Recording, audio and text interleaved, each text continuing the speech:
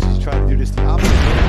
High fly ball. Deep left field. Oh, 27. Does it again. Gone. Fernando Tatis Jr. with a two-run shot has the Padres on the board.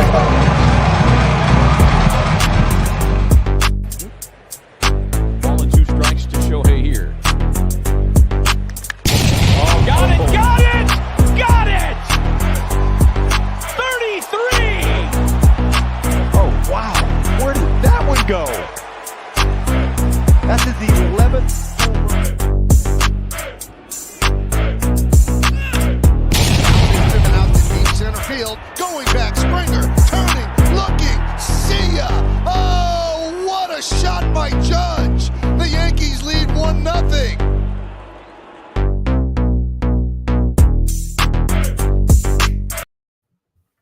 Hello, everybody. Welcome back to Free Baseball, episode number 36. My name is Davis Bird, and I am joined, as always, by the man, Jake Crumpler, from Jake Crumplersville. From California. Yes. I am a man. California. You're right. I had a bar mitzvah, so that's right. I'm officially a man. No longer a boy. Now he is a man. Sneaking a little Sonny reference. We just have a lot to talk about, so I feel like we just need to get into it. We're gonna go down like award winners, since more of them came out today. Some early transactions in the season. If we get to it, Jake wrote a really cool article at the start of the season, trying to pinpoint some breakouts, and let's see how many actually came true. So we'll do that. Way around. Other way around.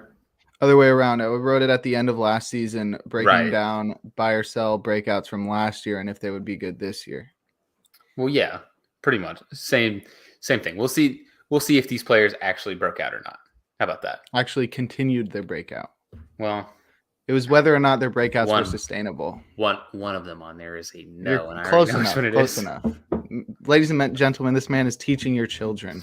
Yeah, one of the ones on there I know is Frank Schwindel, and that one did not keep him. Come on. Yeah, don't spoil it. Don't spoil it. That's the only one I really honestly remember off the top of my head. But anyway, terrible introduction. Don't knock my profession, Jake. You freak. You live on the West Coast. Hey man, it's still. Well, I was No. gonna say it's still daytime, but it gets dark at like 5:00 now. So never mind. Yeah. So congratulations on your fancy pants, West Coast man. Anyway, Hank Aaron Award winners. Go ahead and start us off, Jake. Yes, we have 2 Hank Aaron Award winners as we do every year. One for the AL, one for the NL. This might have been one of the most obvious choices in recent memory. In the AL, you have one of the best offensive seasons of all time, Aaron Judge, and in the NL, you have the clearly best hitter in the National League, Paul Goldschmidt. I don't think there was any question who was going to win this one, so there's not really much to put your hands up in the air about or to discuss about. I think everybody knew Judge was going to win, and there weren't really many people that were in the territory that Goldschmidt was in. So it's just a good precursor for what we might see in the MVP debate. Absolutely. And if you want to listen to mine and Jake's MVP predictions, go find our last show, the 35th episode, where we talked about the BBWAA predictions and made our own. So go check that out too when you're done watching this one. Moving on to the Silver Slugger Award winners, we can just run it down by position. In the AL, starting off with the catcher position is Toronto Blue Jays catcher Alejandro Kirk. Yes, that was the right choice, I think. I'm pulling up so the finalists right now so I can refresh my memory. There were 6 finalists. What is going on? Why did they do so many finalists? Am I being stupid? Literally misspelled Silver Slugger. Maybe the whole little dig at the start was right. Who misspelled Silver Slugger? I did. Where? Just now. Oh, Googling it? Yeah, okay. Yeah. Well, Sliver Slugger. No. I think Kirk was the right choice. He had a Right. really great run in the middle of the season. There were some other guys who had pretty solid years. I think it was like Sean Murphy and Cal Raleigh were probably the closest. The list I'm looking at right now from MLB.com has 6 finalists, and for some reason Martin Maldonado is in there. I am like really confused because that is one of the worst hitters in baseball. Yeah, that's stupid. I think Rutschman probably should have won, but you think Rutschman should have won over Kirk? Yeah, I think so. Just because Really? of the volume, and then he hit a lot more doubles. I thought Kirk would have had more volume than Rutschman. Well, I mean the disparity in volume because Rutschman produced almost the same as Kirk in a lot less volume. Rutschman had 1 less home run and he had like 35 doubles. Yeah. So his WRC plus was only like 4 points higher. Yeah, but he plays in new wonky. No, I know. WRC plus is supposed to take that into account, but I don't know if it's adjusted to the new Orioles part because I think it does like a 3-year weighted average probably. Yeah, I think that sounds right. I'm not sure. Anyway, I don't think Kirk was a bad pick anyway. No. So it's not like a big throw your hands up in the air like this was stupid kind of thing. So moving on to first base, since that one's out of the way. This one was taken by Nathaniel Lowe of the Texas Rangers. And the finalists for this, of course, were Nathaniel Lowe, because he won, Vladimir Guerrero Jr., the Toronto Blue Jays, Jose Abreu, and Anthony Rizzo of the New York Yankees. So I also think this was maybe the right choice. It just seems weird because those other names are so big. Like, Rizzo and Abreu have sort of been controlling that. Vlad won it last year, so it's pretty crazy to see, Nathaniel Lowe come out of nowhere. But the man did bat 300 and hit 27 home runs with a 143 WRC plus. So that's pretty deserving, no matter how good everybody else was. I think Vladdy was probably the closest, even though Jose Abreu quietly had a really good season, like he does every single freaking year. But yeah, I think that's probably the right choice. Yeah, Abreu kind of lost it in in the power numbers. Like he dropped from 30 home runs previous season to 15. So yeah, that's crazy. That's his lowest home run total ever by quite a bit. Yeah. Yeah. Low paced them all in WRC plus, so I think that's fair. Yeah, I do too. So I think that's pretty much the correct choice. Moving on to second base. Your winner here is Jose Altuve of the nominees, which the runners-up are Andres Gimenez of the Cleveland Guardians, Marcus Semien, who, after a really kind of slow start, was very, very good last year, quietly for a team that didn't really make a lot of noise, and DJ LeMahieu of the New York Yankees. I think this one is also pretty clear. Oh, yeah. Altuve deserved this far and away. I think Jimenez had a really great all-star season, and Semien, like you said, really turned it on after a slow first couple of months. But, yeah, Altuve was great the entire year. Yeah, we talked about last week where Yordan Alvarez ended up being the third choice to be for the AL MVP race. I think you probably could have very easily replaced him with Jose Altuve, and nobody would have really batted an eye. Yeah, Altuve really had a great year. I think that was a point Foolish Bailey was making about and Altuve. Big boy. Yeah, you watched that. Watch that. Yeah, go watch that video, everybody. My mom kept going, "Can we turn this off? Like, this is so weird. This guy is terrible." I was just he is. That's I was just point. like, he's basically me. You can't say that. You're telling me that I'm terrible. Yeah. No, she knows I'm weird. But yeah. I love that. It was really funny. I think last year's was funnier, but it was still a great video. I love all the content Bailey puts out. But yeah, I think Altuve had a really good year. That's pretty underrated. Oh yeah. Moving on to third base. This one was honestly probably the closest race between two of them. And it ended up being won out by podcast favorite Jose Ramirez, who beat Rafael Devers of the Boston Red Sox, Alex Bregman of the Houston Astros, and Matt Chapman of the Toronto Blue Jays. A lot of Blue Jays in these finalist lists. But J-Ram is just so good, man. I could gush about that dude playing baseball for several hours, which we have done. Probably a compilation's worth several hours of talking about Jose Ramirez on this podcast already. Mm-hmm. But he had a great season, 29 home runs, 126 RBIs and a 139 WRC plus for Jose. I think the closest one to him in this list is Rafael Devers, but Devers had a hot streak. No, he dropped off a lot. Dropped off pretty hard, yeah. He saw a 140 WRC plus. Oh, wow. Mm-hmm. It's pretty impressive. His first half was really good. His second half was terrible. Yes. So J-Ram got him there. I Ramirez is definitely the rightful winner here. I'm sort of want to see Devers first and second half splits. It says WRC plus first and second half for Devers was 170 in the first half and then 93 in the second half. Wow.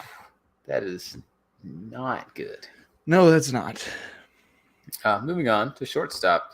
This one was taken away by Xander Bogaerts of the Boston Red Sox, future San Francisco Giants / Chicago Cub, if me and Jake have our way. But he beat out Carlos Correa of the Minnesota Twins, who is also now a free agent, Corey Seager of the Texas Rangers, and Bo Bichette of Toronto Blue Jays. Just full of Blue Jays. But yeah, this Bogaerts led in average, but I don't know if this was the right one. I'm not sure. This one was really tough, and I don't honestly think Bogaerts should have won this one. Yeah, it was a tough choice. It's just weird to see Bogaerts with only 15 home runs. But yeah, like you said, I mean, did bat over 300, 307 to be exact, with a 134 WRC plus. Like, that's a really good season. It's just weird to like see such a high WRC plus with such a low homer total. He did steal 8 bases. I would think that Bichette would have been more deserving. He still batted 290 with a 24 home runs, but his WRC plus was lower. I mean, you don't want to make that the end all be all, and he stole more bases. But yeah, I mean, it's hard to tell. I think the only one that might have had a chance was Seager, but he really fell off towards the end of the season. I mean, he had led them with 33 home runs, but he had only a 117 WRC plus. So, I mean, if you're just looking solely at WRC plus, Bogaerts is the right choice there. But yeah, it's just weird that he only had 15 home runs and then is like the best hitting shortstop in the AL. Correa very quietly had an amazing season, though. Like, he barely played. I know, but in the time that he barely played, he still had a 140 WRC plus. He hit 22 dingers. Yeah, that's fair. I guess he didn't really barely play 136 games. Yeah. Quietly did have a really good season. Yeah. So like Carlos Correa, he's going to get paid this offseason. All him and Bogaerts most likely. Again. Then, yes. Then in the outfield, got lots of choices here. Of the finalists was Aaron Judge. I think you already can kind of tell. Aaron Judge of the New York Yankees, Julio Rodriguez of the Seattle Mariners, Kyle Tucker of the Houston Astros, Mike Trout of the Los Angeles Angels, the Los Angeles Mike Trouts and Shohei Ohtani's, Randy Rosarena, some MF named Randy from the Tampa Bay Rays, George Springer from Toronto Blue Jays, Taylor Ward of the Angels, I'm running out of breath, Anthony Santander of the Baltimore Orioles, Adolis Garcia of the Texas Rangers, and Teoscar Hernandez, who we will talk about later, of the Toronto Blue Jays. Were your nominees here, and your winners were Aaron Judge, J-Rod, and Mike Trout. I don't think there's any surprise there at all. Yeah, no, they all had amazing seasons. Judge is a clear choice. Mike Trout is always incredible, and he finished the season really strong. You remember he had that 7 straight games with a home run. That was really cool. I was surprised to see Julio win. Like, Julio really had an incredible rookie debut, but I thought Tucker would have been higher up there. But, I mean, Julio, I don't know if he had the benefit of BABIP. I mean, he definitely did compared to Tucker, who had the lowest BABIP of his career at 261. So, I mean, that definitely hurt him a lot. But Julio had like 30 points over him in batting average, which is not really something you look at, but it is something you look at when you're thinking about Silver Slugger. So I think these are definitely the rightful 3. There were definitely some other guys that had really great offensive seasons, but none of them that matched up with these 3 giants in the American League. Absolutely. And moving on to the designated hitter position, a lot of big bats here. Led off by Shohei Ohtani of the Los Angeles Angels, the other half of the Los Angeles, Mike Trout and Shohei Ohtani's, Yordan Alvarez of the Houston Astros, Giancarlo Stanton of the New York Yankees, George Springer of the Toronto Blue Jays, and Adolis Garcia, the Texas Rangers, nominated here. And this was taken away by MVP finalist Yordan Alvarez. I think that is probably the right choice. Although I would have liked. What do you mean probably? Yeah, but I want Ohtani to win everything that he possibly. I want Ohtani to win also, but he's not a better hitter than Yordan. Yeah, but still, I'm tired of. Yordan had a 185 WRC plus, bro. I'm tired of the Astros having nice things. Yeah, that's true. then you're gonna have to do bad things to them. Well, I don't have any input on that. But yeah, Jordan was like guaranteed to win it. Yeah, I mean, Ohtani had a great season, 142 WRC plus with 34 dingers, but I mean, Jordan 185 WRC plus. I think that was second in all of baseball. So he really was incredible this year with the bat, and is probably going to be one of the best hitters in all of baseball for a long time to come, because this was his aged 25 season somehow. Oh yeah. Moving on to the utility position now. There's some cool names in here. You got Shohei Ohtani. I know that guy. DJ LeMahieu. And Luis Arias, Jake Crumpler's favorite fantasy baseball player of all time, Luis Arias. And Luis Rengifo of the Los Angeles Angels. Luis Rengifo should never have been on this. We talked about this when we went over the final. That's so dumb. He had a 103 WRC plus and 17 dingers. This was pretty much a mile away. Yeah, Luis Arias. Well, as much as I love Arias, and I think he should have won, if Shohei Ohtani was up for a vote, I mean, I think he should have won that. It must have been like a split vote type of thing, where it's like you can nominate guys at different positions, right? So I'm pretty sure when people are voting for this, it's not like they're voting for each position. They vote for all the Silver Sluggers in one league, most likely. Yeah. So they like put Ohtani, and then he's getting split votes between DH and utility. So he missed out probably on both of them because people weren't like choosing which spot that he should be in. He should have been put in the DH spot. But yeah, I mean, yeah, I think it's fair that Arias won, but I think Ohtani's better than all the guys that he was up against. But it sounds like it's like a split vote just by where they were placing him on their ballots. Yeah, Arias also he won the batting title, didn't he? Yes, sir. 316. Judge. Yep. He beat out Judge. Yeah, so congratulations to Luis Arias. Isn't this his first Silver Slugger, too? Oh, for sure. Definitely. Yeah. It has to be. So congratulations, Luis Arias. He had more home runs this year than he had in his entire career also. What did he have, like 6? 8. He had 6 before this year. I'm mad it was that close. You were like meme 6. Like, yeah, actually. Yeah, he did. Let's go. Yeah. All right, let's move on to the NL side. The side we're probably more familiar with. Least side. So let's go to catcher position. This your nominees here were Will Smith of the Los Angeles Dodgers, JT Realmuto of the World Series runner-up, Philadelphia Phillies, Wilson Contreras of the Chicago Cubs, and Travis d'Arnaud of the Atlanta Braves. And this was won by JT Realmuto of the Philadelphia Phillies. Yeah, you have any thoughts for this one? I think it was a pretty tough crowd, and I don't think they gave us the voting for this, so like I can't see how close it actually turned out to be. But this seems like a hard decision because I think Contreras, Realmuto, and Will Smith all had very equally good seasons. Contreras led in WRC plus by like 3, and Realmuto and Smith were separated by like 1 point, but like they were all really good. I think Contreras like played the least out of them.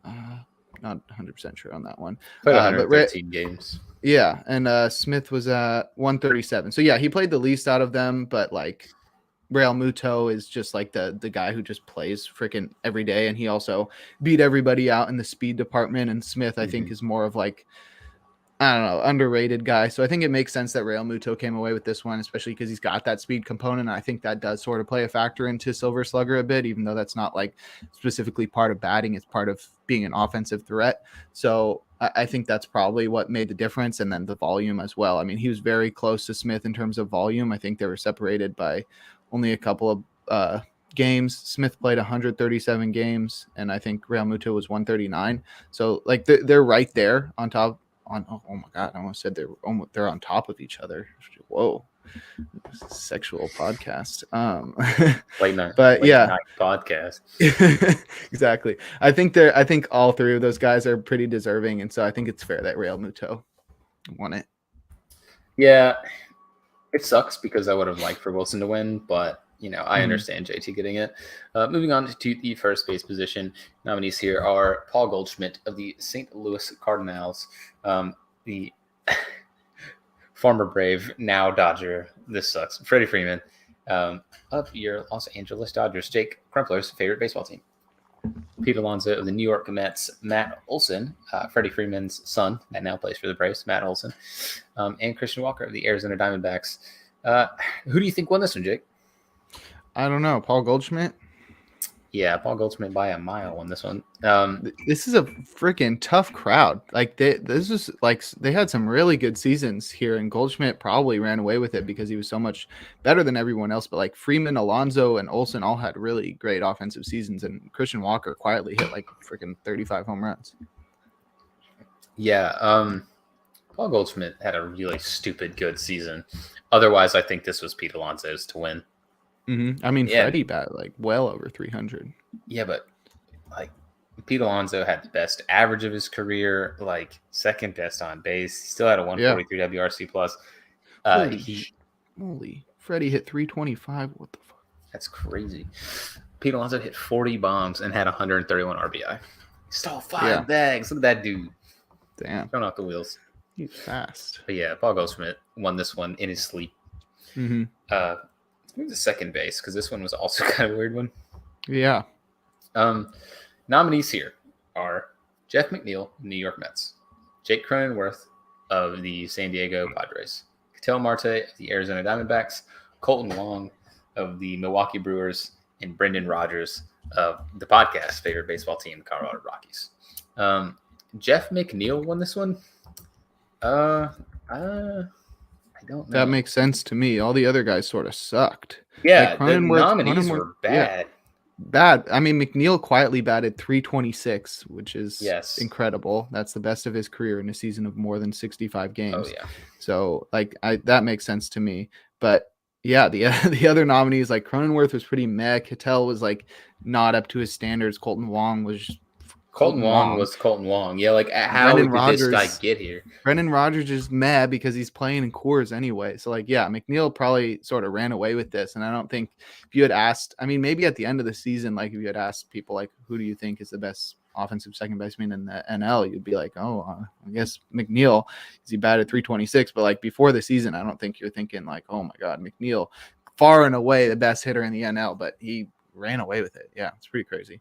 Brendan Rodgers played his entire season at home in Coors, and he had a 92 WRC plus and only 13 dingers. And he was because he's hurt because you're hurt by playing in Coors. I know, but like he didn't do like anything at all, and he got nominated for this. Yeah, I mean he batted 313 at home and 218 away. So yeah, it sounds like he did play well in Coors. Yeah, but like, overall. How it's a 117 WRC plus at home. Yeah, that's what I'm saying. I'm saying the field was awful here. Yes. So pretty easy for McNeil to take that one. Oh yeah. McNeil, one time 20 home run hitter. Let's move to third base. This one's surprising. Yeah. Your nominees for third base are Manny Machado of the San Diego Padres, Norman Arenado of the St. Louis Cardinals, Austin Riley of the Atlanta Braves, and Justin Turner, formerly now of the Los Angeles Dodgers, because they didn't tender him contract. But Nolan Arenado came away with this one, and I don't know about that one, Chief. I don't know about that one. I mean, it's really close. You think they robbed Manny? Yes. I think it's really close. They were 1 point away from each other in WRC plus. I mean, Arenado, they had very similar statistical seasons. And like we're not factoring in defense. I think they're both very similar in defense. Maybe they're just like, oh well, Arenado doesn't strike out. That's really cool. But yeah, I don't know. I feel like they had very, very similar seasons on the offensive side, and I don't know how they decided between the two. I was pretty surprised that Austin Riley had a really great season too. So that's pretty crazy. That's 3 really deserving guys right there. But yeah, I think you could go either way with Arenado or Machado there, to be honest. I don't know. You don't like that. You don't like giving praise to Arenado. Well, it's okay. We can move on if you like. No, I don't. Well, I think Nolan struck out less, and he hit like 20 more doubles. I'm looking. I'm investigating. Investigative research. Anyway, moving on. Manny's still robbed. Yeah, This it's league's really, in the mud. really close. Nah, Manny got robbed. This league's in the mud. Let's go to shortstop. Yeah, I hate Tired. baseball now. I'm tired of the Cardinals. Tired of them doing stuff. Stop it. Shortstop. This one was pretty cool. This was Willie Adames of the Milwaukee Brewers, Francisco Lindor of the New York Mets, Dansby Swanson, now a free agent, but won this with the Atlanta Braves, and Trey Turner, who is your winner of the Silver Slugger shortstop of the Los Angeles Dodgers. He's also now a free agent. Crazy shortstop class this time around. Trey Turner, have you seen the cool hype video with John Hamm? No, because I don't like the haven't Dodgers. Yeah, well, it was a hype video of like him selling himself in free agency. It's like the I one know. that they're sending the teams. Like I heard about it. I didn't watch it. Wow, Jake. I hate Trey Turner baseball. now until he's on a new team. Well, he's gonna be on a new team though. I know, but not yet. It's not official. Right now, he's still a Dodger. 2020 season for Trey Turner. Yeah, Light work. classic for him. He's Actually such a good two player. of them. Like I feel like the way that Jose Ramirez is underrated as one of the best players in baseball, Trey Turner is the same. It's not in fantasy. In fantasy, like Trey Turner, Jose Ramirez, super appreciated because of their speed. But like Trey Turner is quietly like one of the best players in baseball. Like he perennially bats 300, hits 20 home runs, is one of the fastest guys in baseball, and he plays freaking shortstop. Like no, I feel like nobody talks about him. Yeah, Back-to-back 6 WAR seasons. I also feel like Trey Turner has been around forever, even though I know he hasn't. He sort of has. I know, 2015. Yeah, but like he had a cup of coffee in 2015, and then I know. I don't know. He's been around. He's been around the block, but he's actually only had 2 2020 seasons. So really, I guess he's just a bum. I don't know. He got injured a lot. That's probably that is a true. big reason. That is true. Yeah, I think he was he had a the right 12 season. That's Yeah. so cute. Yeah, I think he was definitely very deserving. I think Adames had a good season, and Dansby obviously had a really great season, but Trey Turner is so freaking good. Oh, yeah. Let's move on to the outfielders. Your nominees, I got to take a deep breath for this one. Your nominees for outfield, are Mookie Betts of the Los Angeles Dodgers, Kyle Schwarber of the Philadelphia Phillies, Juan Soto of the Washington Nationals and San Diego Padres, Starling Marte of the New York Mets, Jock Peterson of San Francisco Giants. Did he just accept a qualifying offer? Yeah, we'll get there. Okay, cool. Michael Harris, second, the Atlanta Braves. Brian Reynolds of the Pittsburgh Pirates, Hunter Renfroe of the Milwaukee Brewers, and Brandon Nimmo of the New York Mets. And your winners for this one were Mookie Betts of the Dodgers, Kyle Schwarber, and Juan Soto. I make the right choices here? What do you think? Yeah, I think Mookie and Schwarber definitely deserved it. I had a friend that was like said that any of the other finalists should have won over Soto. I don't think that's true. I think it's hard to see Soto as regular Soto when he has like a down season in his terms, and a down season in his terms is a 145 WRC plus. Right. So it's like when you're putting him up against himself, yeah. And it's also just like his BABIP was crazy. He pulled his average down to 242 because his BABIP was 249. So that's not really his fault, but like you're looking at end of season results. I still think like even a 145 WRC plus that tops everybody else on this list except for maybe Michael Harris. Yeah, look that up. Michael Harris was at 130. He's still a better WRC plus than anybody else on the list because I know Brian Reynolds and Renfroe and Nimmo aren't up there. So yeah, I mean, I still think Soto's very deserving. Like even if it's a down year for his terms, he's an incredible hitter. Like he just walks so much more than he strikes out. He's insane. I'm excited for him to have that like MVP season where he just bats like 400 with 40 home runs, but it didn't happen this year. We'll see. But yeah, I still think he's very deserving, even if he's only got a 145 WRC plus. Yeah, I think so too. And the other names on the list were good, but they genuinely weren't like that level of good. Mm-hmm. And there's some decent names on there. It's just like, really, you can't really compete with Juan Soto, who had a bad year, not even like a down year, a bad year by his standards. and it's still like better than everybody else on the list. So yeah, I think it's right. So let's move on to the designated hitter, and your finalists for the designated hitter. Let's get past catcher because this article is weird. Josh Bell, San Diego Padres. Albert Pujols, the 70-year-old man that played for the Cardinals this year. Luke Voigt, the Washington Nationals and San Diego Padres and whatever other teams he ended up on. Justin Turner of the Los Angeles Dodgers. Charlie Blackmon of the podcast favorite, Colorado Rockies. And Bryce Harper of the Philadelphia Phillies. And this one was won by Josh Bell. But I think it can be said that like Harper, if he actually played the full season, wins this like 100 times out of 100. But who was the deserving winner? Josh Bell. No. It was Not Albert freaking Pujols, bro. No. He had a 150 WRC plus. Yeah, because Josh Bell hit 17 home runs. Yeah, because they had that old bum coming out there literally just hitting off of guys that were throwing him BP the whole time because they're like, hey, this old man needs to break a record. Yeah, and he should have got another Silver Slugger for it. I think that's Trash. Stupid. Bum. He had a WRC plus 27 points higher than Josh Bell's. I definitely think Pujols deserve this. And I'm actually upset now because the rest of that field is disgusting. All of them were not good this year. Voigt, Turner, Blackmon, and I mean Harper was injured the whole year. Yeah, but Josh Bell last year, I don't know how he was on here. Josh Bell fell off so hard in the second half. I guess only in terms of volume is the only way you can choose him over Pujols. I don't know why people didn't just give Pujols an honorary one, to be honest, but I guess that's how it's going to be. But yeah, I think Pujols deserved it. He had a 150 WRC plus, bruv. Nah. I'm not with that. All right. It's okay to be wrong sometimes. I'll be wrong on this one. Get him out of here. I'm tired of that old man needs to go away. He's gone, bro. He's I know. retired. Not soon enough. Let's go to the utility role. This is got some weird names too. Jeff McNeil's on here.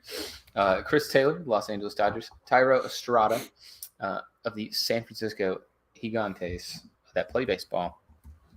Tommy Edman, St. Louis Cardinals. And Brandon Drury of the San Diego Padres.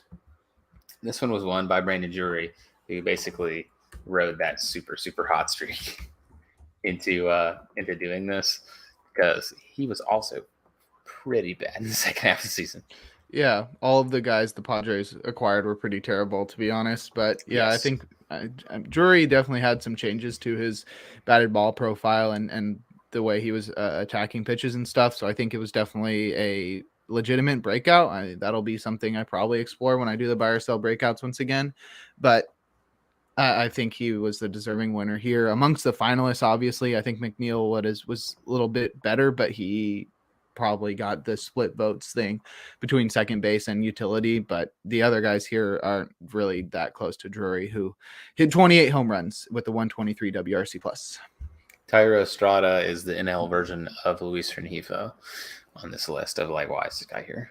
No, bro. Tyro Estrada's GOAT. He had a 107 WRC plus. How is he on this list? What was your WRC plus? What was your WRC plus? 100. Bro. Yeah, I doubt it, Jake. Bro, come on. Chris Taylor do? Nothing, presumably? No, Chris Taylor's terrible. He's on the Dodgers. He was pretty terrible this last year. Don't talk about that fellow Virginian. Love Chris Taylor. That's it for our Silver Slugger Award winners that we need to run down. Let's run over some transactions. I'll let you kick this one off, Jake. Sure. Yeah, this one happened shortly after our last podcast. It might have even had already happened, but we definitely didn't talk about it. The Padres re-signed relief pitcher Robert Suarez to a 5-year, $46 million deal that includes an opt-out after the third year of the 2025 campaign. It's a big deal for a guy that has literally played one season in the majors after playing for a few years in Japan and being one of the best relievers over there in the MPB. It's a pretty incredible contract for a guy of his age, of his caliber. He was really great this last season, 2.27 ERA across 47 and 2/3 innings pitched. He struck out a lot of guys, 32% of the time he was striking out batters. But he did get injured during the season. He's already 31. 5-year contract is long for pitchers. We've seen this in the past with the top tier of relievers like Melanson, Chapman, Diaz, like we talked about just last week. But we've also seen the flip side of it with guys like, I don't know, like BJ Ryan, Brett Cecil, guys like that, Scott Linebrink, guys that got big deals like this and it didn't pan out because relievers are such volatile. Volatile assets, is the right words. Like this position, relief pitcher is the most fickle, volatile position in probably any professional sport.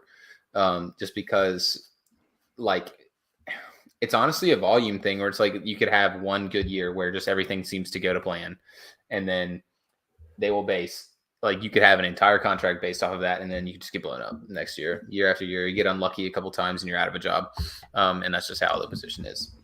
Yeah, but that's dope. He got his money. Yeah, congratulations, Robert Suarez. I think it's probably a little too early for them to do this.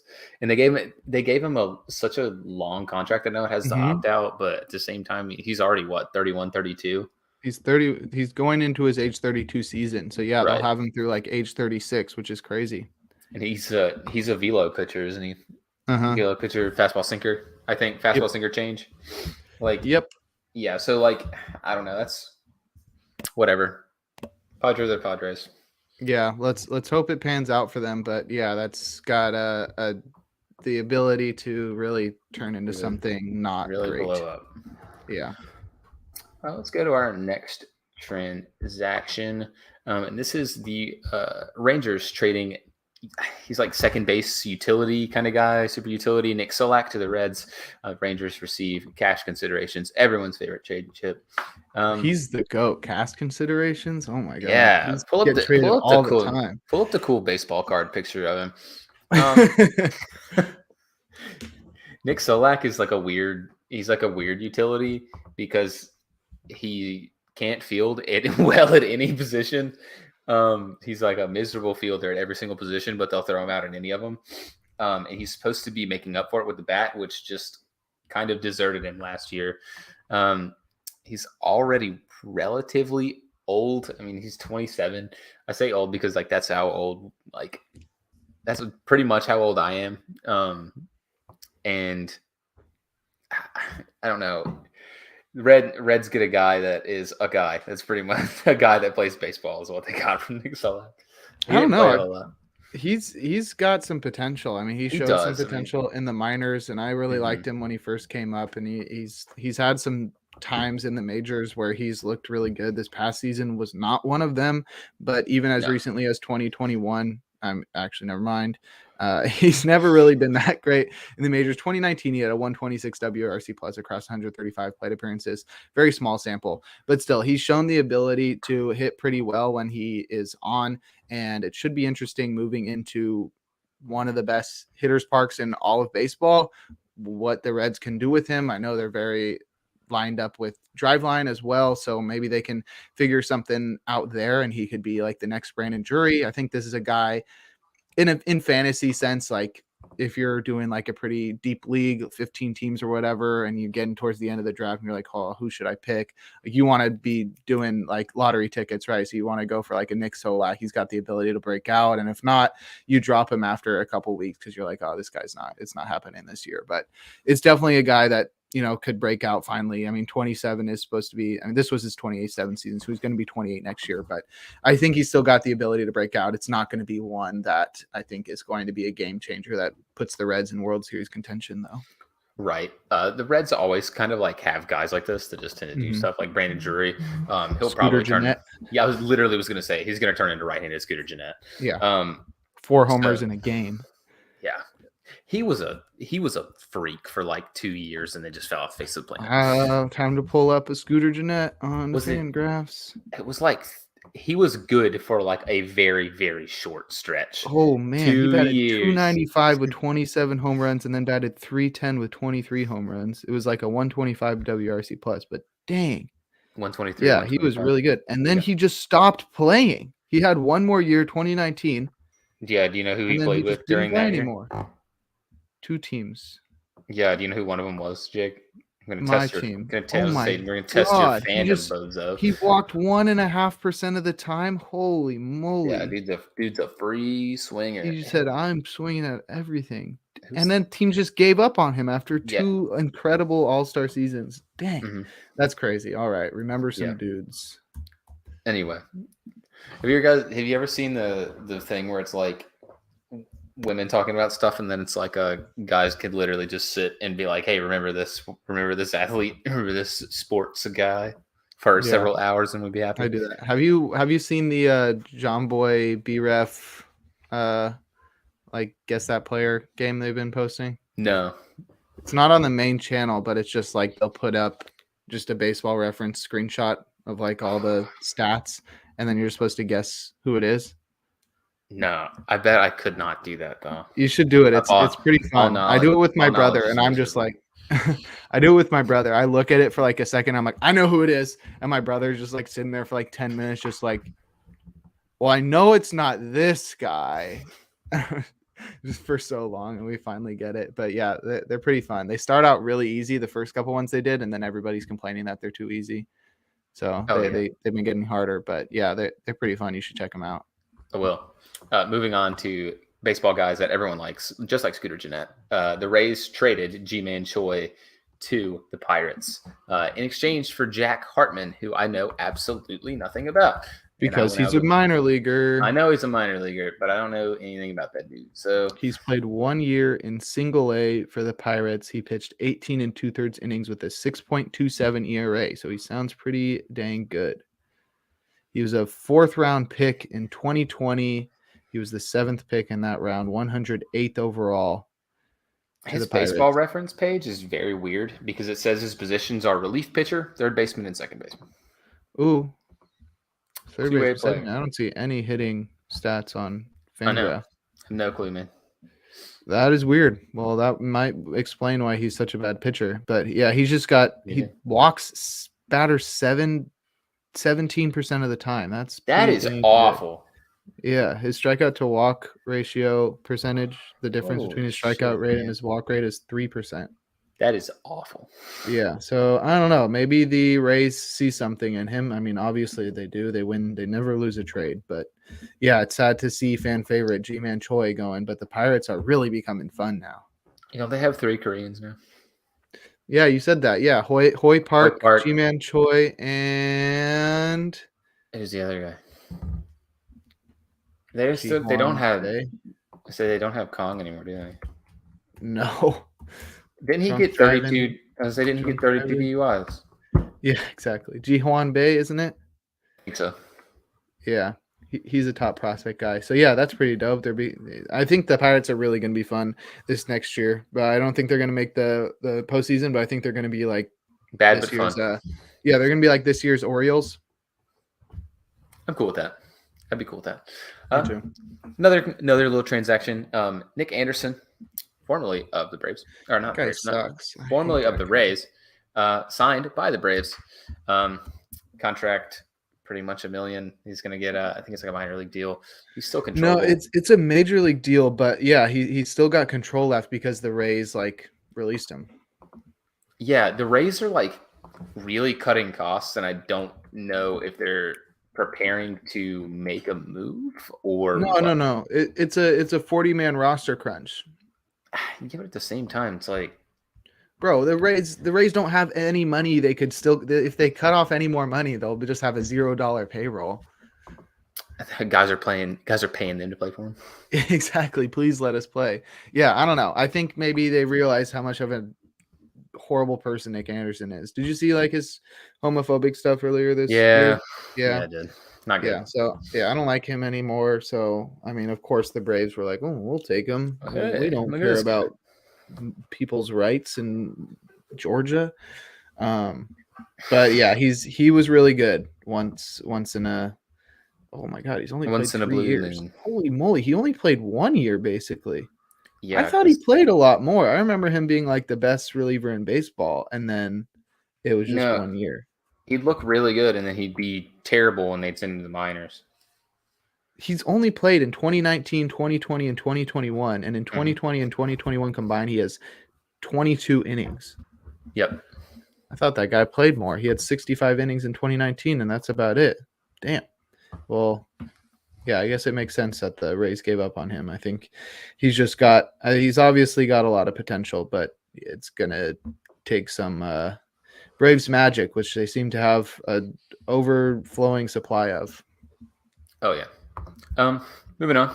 Talk about another reliever. The Astros, Houston, the World Series champion Houston Astros have re-signed a big part of their bullpen, and they got Rafael Montero re-signed to 3-year deal worth $34.5 million.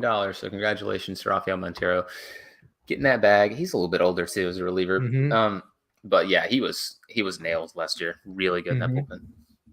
Yeah, it's pretty impressive. I feel like it's very similar vein to Suarez. Montero's appeared a lot more in the majors, and he came up as a starter, so he's got a lot more innings in the majors, but he's really never been too great other than like 2019 in a 30-inning sample. Every other year, his ERA is well over 4. So this is basically his first good season, but this was also like his first full season with the Astros. So maybe they like really see something in him, and they're just like, like this is who he's actually going to be. Like we implemented a new game plan, so this is how it's going to be. But yeah, it's pretty interesting to see him get such a big deal, especially going into his age 32 season. 33 years is pretty solid. It'll be 32, 33, and 34. So I guess that's pretty solid. He had a 2.37 ERA this past year with a very solid 27% strikeout rate. He's also a velo guy. He averages 96.5 miles per hour on his fastball. That was at a career high this year. So the Astros definitely unlocked something from this guy, and he looked really good in the postseason as well. Let's see, 9 innings, 1.93 ERA. So yeah, it's just continued the whole season. I think it's a very interesting deal. Probably want to keep around as many relievers as you can. The Astros obviously will now have an even greater influx of money after winning the World Series. So it's pretty, I was going to say pertinent that they retain him, but I wouldn't say pertinent. I would say that the relievers go pretty early on in the offseason. So you want to get the guys that you think are going to be good, and they're very familiar with him. They know what they got out of him. They obviously did something different with him that resulted in very positive results. So I think Montero is a pretty solid re-signing for the Astros, and that bullpen, just keeping that bullpen intact is probably very key, because we mentioned during the World Series episode that they had the lowest ERA by a bullpen in postseason history. So keeping that bullpen intact is probably pretty essential. And now I don't think they lost anybody else. So now they can just add anybody else they want, or just maintain what they've already got. They don't have to worry about the bullpen really at all anymore. So they can just add elsewhere, put their focus on Justin Verlander, who's one of the biggest free agents out there, who we'll get to in a minute. But Davis disappeared, made a big noise and disappeared. I think he saw that we were about to talk about Jason Hayward, and he said, "Get me out of here. I'm not talking about that man. I don't want to talk about the Cubs being bad and signing one of the worst contracts in recent memory." But yeah, so that's Rafael Montero. I'll skip over Jason Hayward so that we can come back to it and talk about Martin Perez accepting the qualifying offer. Oh, I bet he sent me a chat. Oh, okay. He's got something going on. I don't know what it is, but something. Yeah, Martin Perez accepted the qualifying offer. That was the first guy. Oh, whoa, there's a guy. There's a guy. I'm back. He's got a yellow There's shirt a gun. on. I know. Yellow shirt guy. Somebody broke into your house with a gun, and you went and karate chopped him in the neck, and now you're back? No, I didn't karate chop him, but I hit him with like a jump kick, like a roundhouse, and he died instantly. He actually blew up into a million pieces. All right, I had to clean it up too, so I did that really fast. So what did I miss? I just talked about Rafael Montero for like 5 minutes. Okay, cool. Did you skip the next one? I did skip it, but I thought Okay. I said that's probably why you left, because you saw that we were about to talk about Jason Hayward, and you're like, "Oh no, I got to get out of here." Yeah. Jason Hayward is bad at baseball, but I love him. And he was released. Yeah. And he was released by my favorite baseball team, the Chicago Cubs. He'll end up most likely getting a deal to be a fourth outfielder on some team that'll contend, and he'll play good defense. And when he actually plays, he'll strike out and hit weak grounders. So thank you, Jason Hayward, for your speech during rain delay. during the 2016 World Series. Love you, but the Cubs need to move on from him because they just actually added their actual top prospect to their 40-man roster, and you can expect Brendan Davis to be with the Chicago Cubs at some point this upcoming season. Where do you think he signs? Because I know. Probably Braves is my bet. I'm guessing the Dodgers. Probably the Dodgers, and then he'll be a Hanser Alberto type, and Incredible. he'll somehow get 3 more out of him. No. He's Yeah. going to be I think they're going to like turn him into a monster because his big problem is ground balls, right? His big problem is he sucks. His big problem is he sucks at baseball. Not that he hates ground ball. Bro, they're going to He like sucks at DFA it. Cody Bellinger and then turn Jason Hayward into a monster. It's crazy that Bellinger's Jason been Hayward knocked fell out. off so far because I remember when he debuted and it was like, this is going to be one of the best players of all time because he was like going up against Buster Posey and Rookie of the Year award. But yeah, that launch angle, they did it with like Justin Turner, they did it with Max Muncy, they did it with Chris Taylor. If they can just get him to hit the ball in the air more, like, I don't know, they're gonna do something crazy with him and he's gonna be an incredible player. Or I was gonna say the Phillies, but they do have Brandon Marsh now, and they have too many outfielders now. But yeah, that would be cool if the Phillies, because they have that hitting coach Kevin Long. Yeah. He's really good. But yeah, they don't have really any room for Hayward, and they would need a center fielder if Marsh wasn't there. So I think it'll be interesting. I think he goes to one of those analytically focused teams, maybe even the Rays, because they lost Kiermaier. They declined his option. So I think maybe he goes to the Rays and like because they know how to weigh like how much fielding you can have instead of hitting, right? So like, I don't know, Brett Phillips, who they had for years, who's just not a great hitter, but is a really great fielder, but they got like the most out of him. I think they could do that with Hayward and sort of maybe turn him around a little offensively. But yeah, I think that'll be an interesting one to watch, just to see, does he end up on like a shitty team and then just like is given the opportunity to play a bunch, or does he like want to go to an analytically focused team that could actually make him good again? I don't know. He's not that old is the thing. Like, he feels like he's like a guy that's like on the verge of his career being over because of his like rapid decline. He's 32. Mm-hmm. He's 32 years old. Like,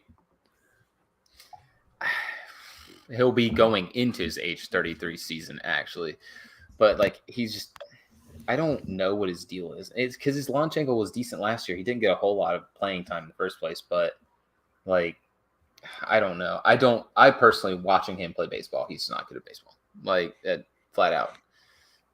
He could very well go to a team that is analytically focused, and they could fix him. But he could also be a guy that's stuck in Cubs ways, where he's still a Cubs hitter, because they're just like, they have gone through so many hitting coaches, and he just hasn't been able to refine his approach, and now he might just be stuck in that. But I hope he does go somewhere, and I hope he does succeed. But it's just not going to be with the Cubs. Moving on, Martin Perez accepted a qualifying offer from the Texas Rangers to return to the Rangers, where he had a really great season, and he gets paid for his work there. So, qualifying offer of $19.65 million for Martin Perez. What is that? Wasn't he making about 5.5 last year? No idea. I think he was making 5 last year. Couldn't tell you, but yeah, probably a good decision by him. I mean, he was a big prospect coming up, but he's really never had a season like he did this year with a 2.89 ERA across 196 innings. Pretty incredible season that he had. It was just like a run of just having a great feel for his like cutter changeup fastball combo, and I'm not totally sure that it continues. He had a 3.80 xFIP, which is a whole run difference from his ERA, so he's probably not going to be as good as he was last year. So I don't know, take the money while you can. Pretty cool for Martin Perez to get that. The Rangers probably need as much pitching as they can get, but yeah, I don't know.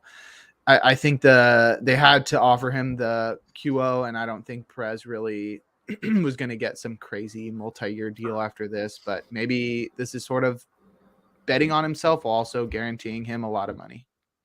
Yeah, he actually was on a 1-year, $4 million contract, so he gets over a $15.5 million raise. Well done. for that qualifying offer. Another guy who's accepted a qualifying offer, this time from San Francisco Giants, is Jock Peterson. He has an NSFW nickname that I'm not going to say, but I sure do want to. I was thinking the same thing. So yeah, Jock Peterson. Jock Peterson accepts a qualifying offer to return to the Giants. Mr. Giants fan, what are your thoughts here? Yes, let's go. The boy, the Pearl guy, the big underwear man. Yeah, he's the boy. He's getting a lot of money, getting himself another shot to go out there in free agency next year on the Giants team that had produced the best season of his career offensively, 144 WRC plus, 23 home runs.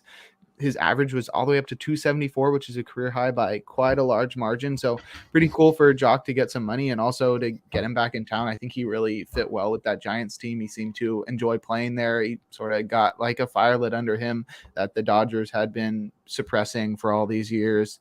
But yeah, it's pretty weird to see a guy come from the Dodgers, but he did have that brief stint with the Cubs and the Braves for that 1 year. So I don't know. We both have ties to Jock, and I think everybody likes Jock a lot, especially because his brother's sort of cool too.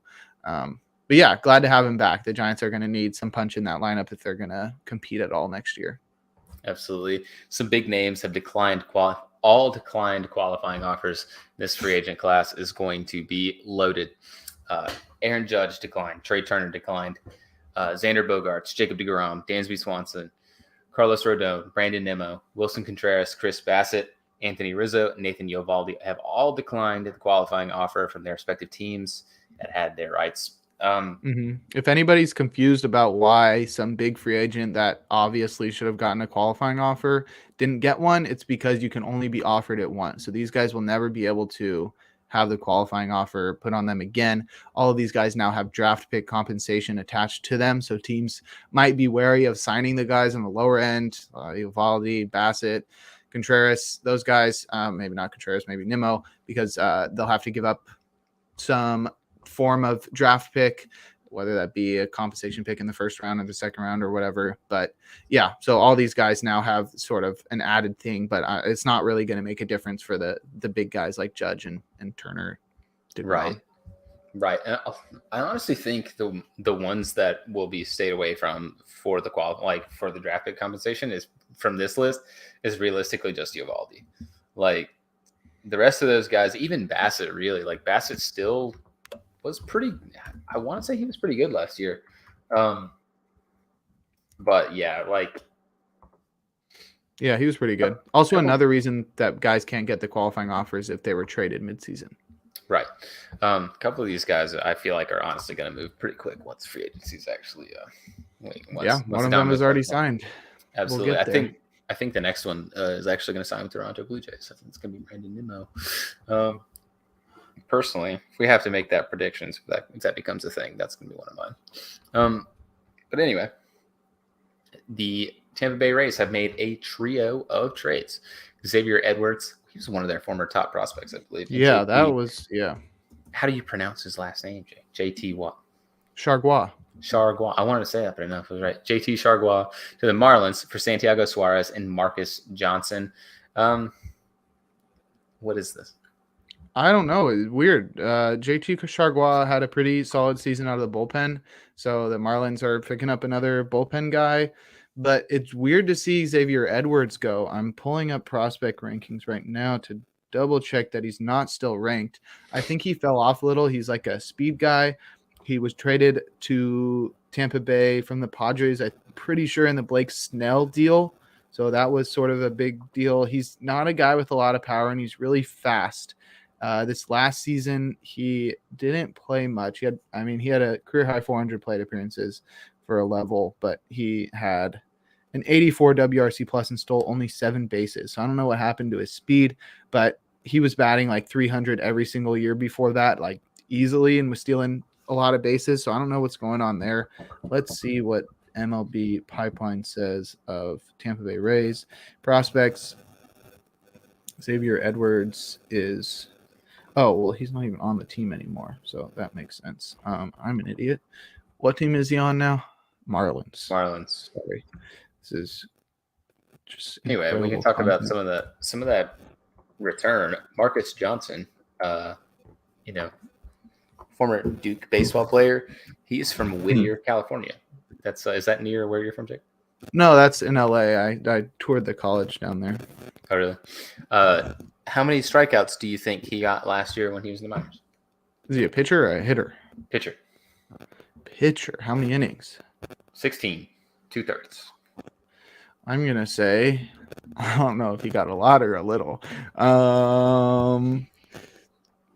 30. 29.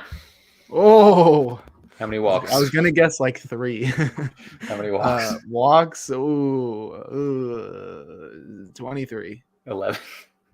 Oh, that's pretty solid. That's Not a lot too of bad. walks in that few innings. But Yeah, 12, I mean, 12 hits, that's a good 11 strikeout to walks walk. surrendered in that time.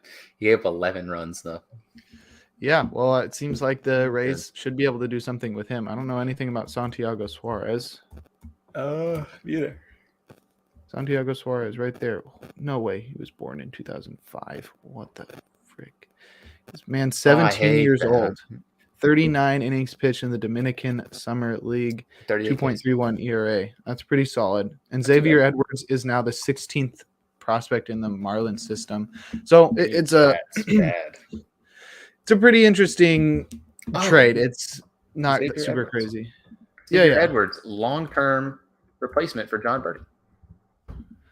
That's a good seems like a good comp. He is very fast. So that's pretty good. JT Chargois had a 2.42 ERA this past season across 22 innings. So I don't think this is going to be a moving mountains, but it's definitely an interesting trade that like it's one of those where like 10 years from now you're looking at all these players and you're like, wait, these guys were in that trade together? Oh my God, the Rays got a steal. Like Santiago Suarez and Marcus Johnson are like incredible relievers or whatever in a few years, and Xavier Edwards flamed out or whatever, and JT Chargois is like 40 years old. So it's one of those. Yeah. It's one of those trade. Yeah. Another trade. Brett Wisely goes to the Giants in exchange for Tristan Peters. These names are. I just don't know anything about. They're very low level guys. Brett Wisely hit 15 home runs and stole 31 bases at Double-A this past season with a 121 WRC plus. He is a middle infielder. And then Tristan Peters. I feel like I heard that name, but I could be lying to you. I wouldn't purposefully lie to you. He reached Double-A with the Giants. Oh, I remember, because he was part of a trade or like the Brewers let him go and then the Giants picked him up. I feel like we talked about this, to be honest. He had a 141 WRC plus with the Brewers, and then with the Giants at Double-A, he had a 71 WRC plus. So he was part of some trade. I can't remember which one it was, but he came over to the Giants and the Giants just immediately traded him away. I guess they didn't like him, but he's an outfielder. We'll see what the Rays can do.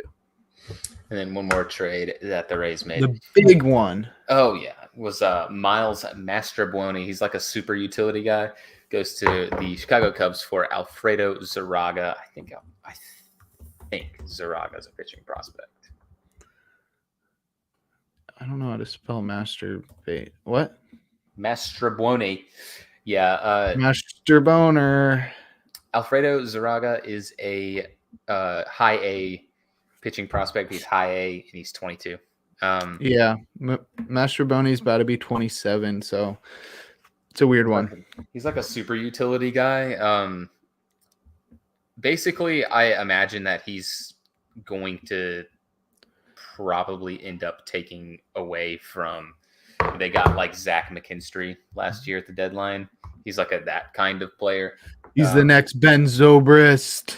Yeah, I saw a scouting report about him that it was like he can play a lot of positions, just he doesn't play any of them very well. He's a Rays prospect, so he's more like a contact-focused hitter, and he walks a lot. Doesn't have a whole lot of power. That's pretty much his whole deal.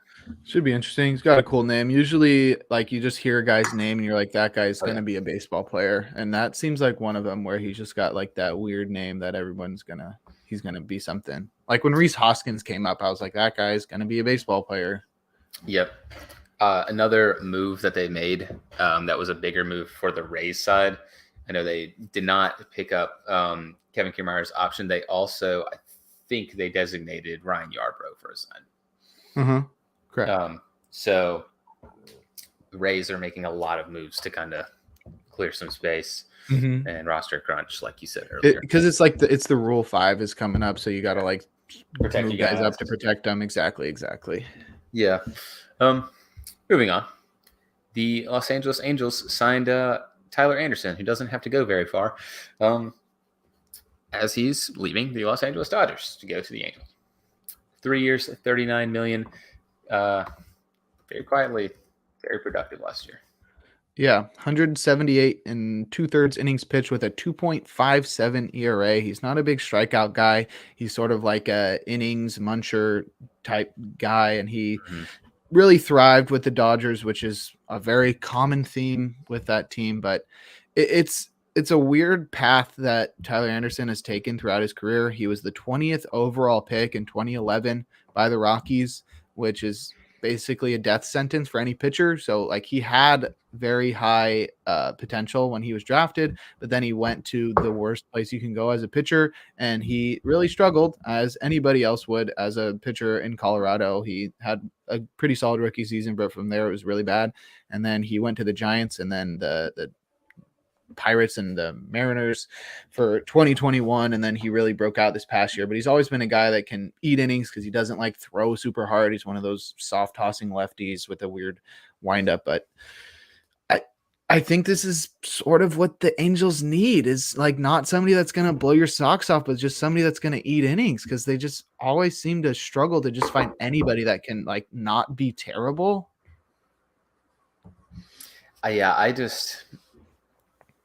The Angels are going to, they could take Jacob deGrom and make him a bum. So like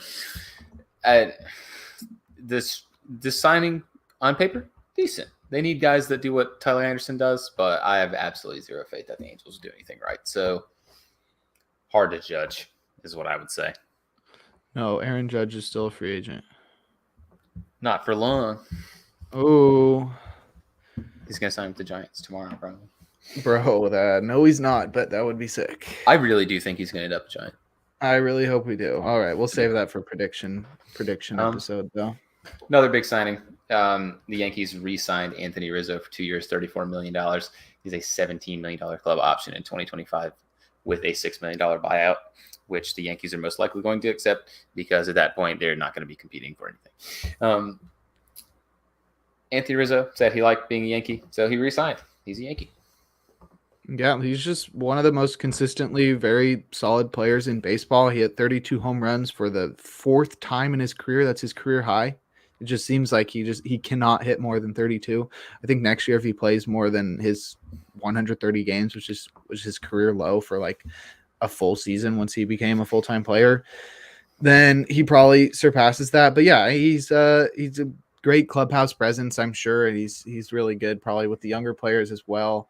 And the Yankees are going to have a lot of those coming up in due time. And I think he's just really solid. He fits so well in that with that short porch and in right field in Yankee Stadium. And if he has a little better luck than the 216 BABIP he had this past year, which is incredible, he's just hitting everything in the air.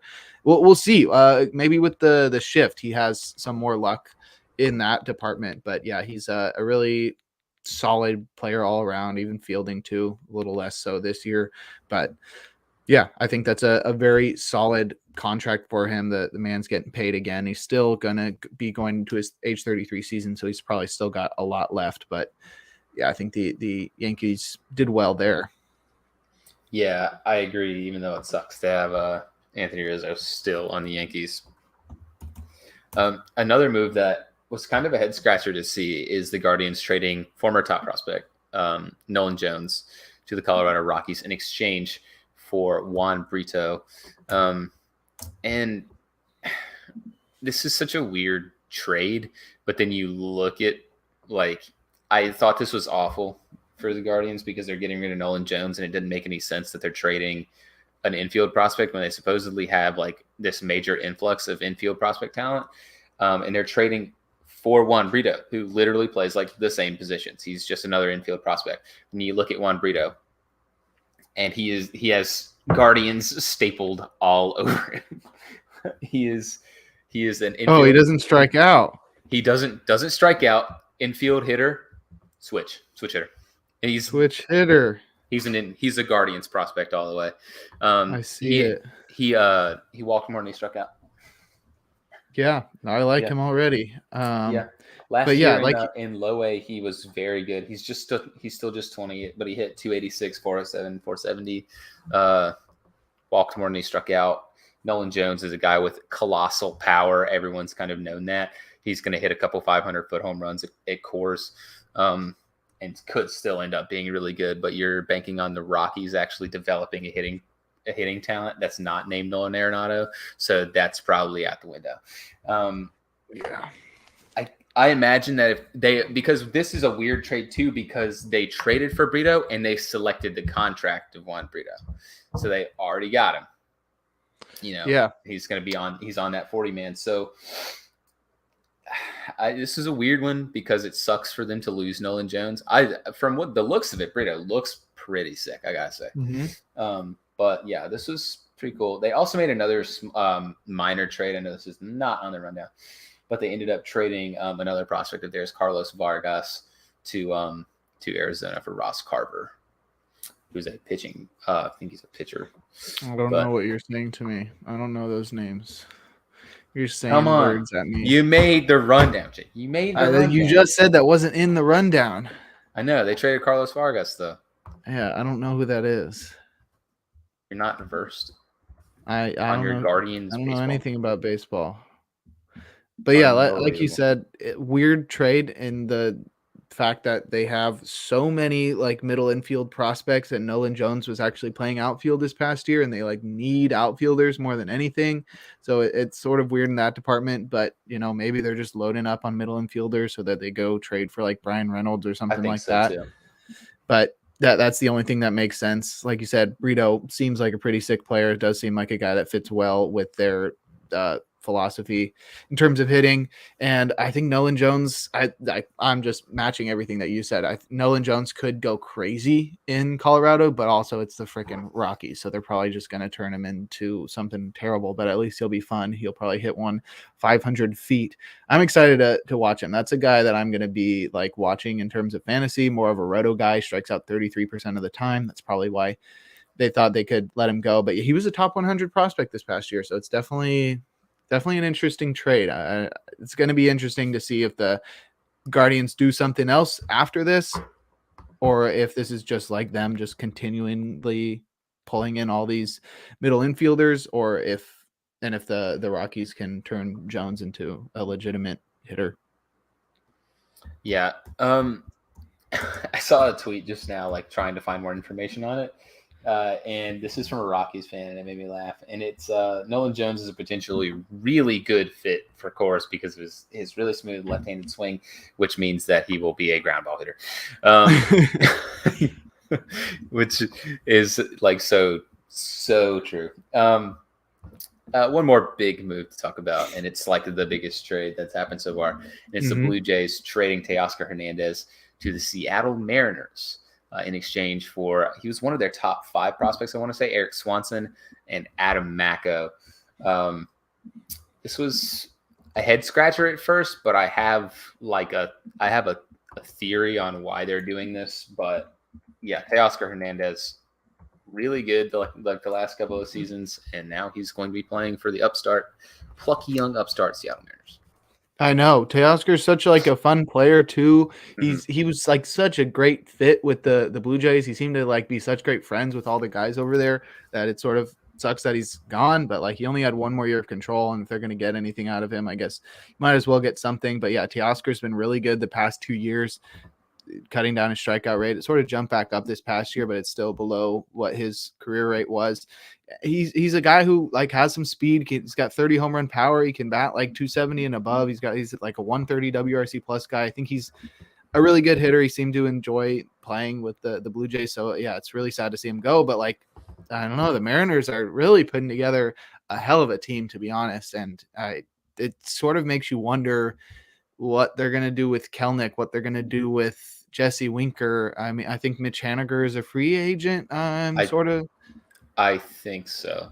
Yeah, so I mean, it could work if you have like Winker DH and then you have like Teoscar, Kelnick, and Julio out there.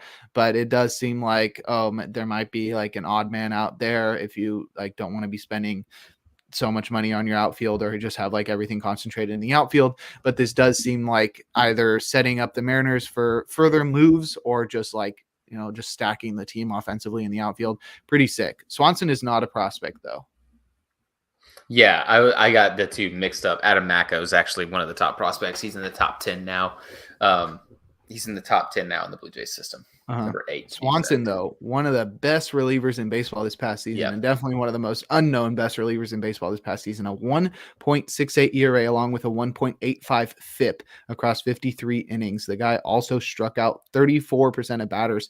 He was incredible. He didn't walk anyone. That was one of my favorite things. His walk to strikeout ratio is incredible. He doesn't walk anybody. He strikes out a ton of guys, and he was really good. It's hard to tell if it's a product of being on the Mariners, and they're really good with their relievers. But the Blue Jays really need some relief pitching, and I think that's like all you can get out of it. And they'll have a lot of control over Swanson, who won't be a free agent until 2026. So they get 3 more years of control over him and a prospect who's in their top 10, like you said. So I think it makes somewhat sense. But like the way that Teoscar fit on that team, I don't know. I mean, maybe they just are looking for a guy that can be more of a leadoff hitter there. I think Springer's really good in that position. So it's hard to be like, oh, the Blue Jays made a smart move here when they traded one of the best players on their team. Well, so my thought process behind this is they traded Teoscar Hernandez. They desperately needed help in the bullpen. Everyone in that pen last year, not named Jordan Romano and Adam Simber, were terrible, pretty much. So Swanson could potentially come in and be one of their biggest, like, high leverage relievers. Macko is like a weird prospect because he's a pitching prospect, left-handed pitcher.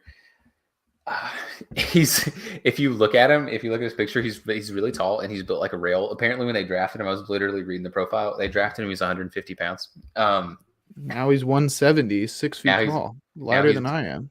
Yeah, he actually, they said in the thing that he had bulked up to 205 at one point. But he's gone up a lot in velocity.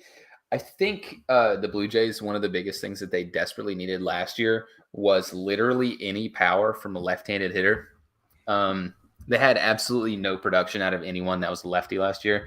They even traded for Raimel Tapia, and Tapia, like, when he got at bats, he did the Tapia thing where he just hit ground balls and was useless. I think they're going to be chasing a guy most likely like Brandon Nimmo to play left field. And I think Nimmo would be a perfect fit for that offense because he walks at an insanely high clip for that offense that just hits constantly. And he gives you a lot of contact and power from the left-handed side. So I think that's like a match made in heaven. There were talks, I sent you a tweet earlier, that you could expect them to potentially try to trade for like a Dylan Carlson or for like a Lars Nootbaar or something like that. I honestly don't think so. I really think they're most likely going to be chasing someone like Nimmo. And I think that would make the most sense for them. But getting what they can get for Teoscar Hernandez, I still don't know if that's what I would have done. I think I probably would have kept Teoscar, but whatever. I'm not running the baseball. Should have traded that bum Robbie Ray. What? Oh wait, is he even on the team? I'm an idiot. He's on the Mariners. Should have traded that bum Vlad Jr. What the heck? He can't even win an MVP. Oh my god. Trade that bum to the Chicago Cubs to teach him a lesson. Trade him to the Rockies. Don't do that. No, that would be sick. What do you mean don't do that? That'd be awesome. He'd go back to hitting ground balls. No, that is true. That is also true. That's all the transactions we have to talk about. Let's go to the BBWAA award winners that we talked about last week. Winners got announced. Managers of the year, starting with the AL. Hey, I said this one. Terry Francona won this one. Goal. Good job, Davis. Shout out to Terry. He's the goat. It's a shot in the dark for all of these. This is like the stupidest award in baseball. It's the stupidest award in all the sports, more so in baseball, where the managers have like no control over basically anything other than switching the pitchers out. So yeah, sure. Yeah. Terry wins this one over Brandon Hyde, Scott Service, Dusty Baker, Aaron Boone, Kevin Cash. He beat Brandon Hyde pretty handily. He had 17 first place votes to Hyde's 9. So seems like Terry Francona was the clear guy here. I thought it was going to be Scott Service. Yeah, I thought he Scott had Service one was first place second. vote. He had one first place vote. Nobody even, really weird. The first time the Mariners have made the playoffs since freaking 2001, and they just like, Yeah, but they had a really talented roster on paper, and everyone kind of thought the Guardians were dumb and garbage, and they ended up winning that division too. Like the Mariners broke a playoff drought, but they also got in as a wild card. The Guardians won their division with a team that everyone was like, yeah, this team is probably going to be one of the worst ones in baseball. I think Francona is very deserving. Apparently, this is the third time in his career that he's won the award. Yeah, and on the NL side, I don't remember if I said this one. I think I might have said this one. Buck Showalter ended up winning this one, although it probably should have been Brian Snitker, because Buck Showalter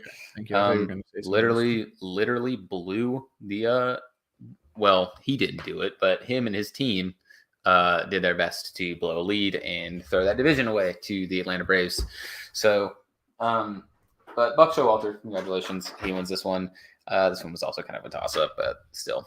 It's pretty crazy that a non-division winner manager won the award. I feel like I don't have the stats on that, but that's probably not happened too many times. I don't know how many times Showalter has won this award. I feel like he had to have won it before, but he beat out Dave Roberts, Brian Snitker, Oliver Marmol, Rob Thompson, and Bob Melvin. Dave Roberts had the same amount of first place votes. He's won 4 other times. So he's won 4 other times in 4 different decades with 4 different teams. Oh, that's a Hall of Famer right there. And they're all in the NL. He's this actual 4th NL manager of the year. Did he win one with the Orioles? I don't know. It's weird. Yeah, but he had the same amount of first place votes as Dave Roberts, but he still beat him out by 20 points. Roberts and Snitker were basically head to head, and then Showalter sort of ran away with it. I don't know why. He had such a stacked roster. I guess they just had lower expectations than the Dodgers and Braves, but I don't know. That's very weird. Yeah. There's a weird voting results there. I mean, Dave Roberts, his team sucks. He probably should have won, right? Yeah. But yeah, I don't know. Brian Snitker, his team won the division, and they've got like the expectations of having won the World Series last year. So I don't know. Maybe he deserved it more. It's weird. Good for Buck. Yep. Congratulations to Buck. No, he's actually ESPN posted this tweet that's actually wrong. He has 3 AL Manager of the Year awards, and he has 1 NL Manager of the Year award now. Okay. So that is wrong. Fix that, ESPN. On to Rookie of the Year. I think this one was pretty clear cut, even though we tried to make arguments other ways. AL Rookie of the Year is Julio Rodriguez. I think everyone saw this coming a mile away. Any thoughts to add to this one? No, this was like exactly how we predicted it. The only thing I do have to say is that I was talking to one of my friends that played a lot of baseball in high school, and he said he played travel ball with Stephen Kwan. That's pretty dope. That's sick. I was like, holy shit. This guy was like my roommate at Sonoma State before I failed out. But yeah, pretty sick. I was like, oh, what? That's sick. Because he posted a story about Mark Mathias. I don't know if you know who that is. Brewers guy. I think he's on the Rangers now or something. And I was just like, oh damn, do you know Mark Mathias? And he was like, yeah, he's the boy. I played with him. And then I was like, oh, what? That's sick. And then he was like, yeah, I also played with Stephen Kwan. He's up for Rookie of the Year. And I was just like, yeah, he is. Stephen Kwan's the boy. That's crazy. But yeah, I think this is pretty obvious he was going to win this one. NL was a little bit more for some reason. I don't know. NL was more split. Although Michael Harris ended up coming away winning this one. I think the only other argument with this one was him or Spencer Strider. I thought it was going to be closer, and it was not. National League. I'll go back to the American League results after we hit this, but I thought it would be because I mean, I thought it was one of the closest races of all time there. Like, they were both equally so good. Strider was so dominant on the mound. Harris was so great in the outfield and at the plate. But 22 first place votes for Harris to Strider's 8. That's like a 31 point difference in the amount of points they got. That's crazy. I mean, they both had all the first and second place votes, but yeah, I mean, that's wild. And Jake McCarthy, Alexis Diaz, Nick Lodolo, Neil Cruz also got some votes after Brandon Donovan. But that's crazy. I thought it would be a lot closer, and it was not. This is my first time looking at the results, but yeah. So what are the results for the AL? We predicted the Harris, by the way. We predicted both of them. But yeah, for the AL, Julio had 29 first place votes. So he had 29 of the 30 first place votes. Who was the one? Adley got 1 first place vote. That makes sense. Stephen Kwan had 10 second place votes. His 44 points. He finished third by pretty solid margin behind Adley. Julio sort of ran away with it. I know we predicted that. We both said Kwan should have finished better. Bobby Witt Jr., Jeremy Pena, and George Kirby also got some votes as well. So pretty dope rookie class, to be honest. In general, I think if I had to rate the rookie class in terms of American League and National League, I'd give it like a pretty solid, like B+, A-. Yeah. It's a good group. Pretty good group of dudes. Yeah. I'd let him date my daughter. I don't have one, so Me neither. On to the Cy Young. This one was like so obvious, and we both said these ones too. Sick. Yeah. Both of these actually ended up winning unanimously, which I don't know if that's the first time it's ever happened, but it's pretty interesting. I just saw that. I had a notification from MLB.com. Pulling it up right now. Literally, the question was, both of them won unanimously. How rare is that? But you can talk while I read it. Okay. So your AL Cy Young winner is Justin Verlander. I think basically every single person saw this. He is now the 11th pitcher to win his 3rd Cy Young.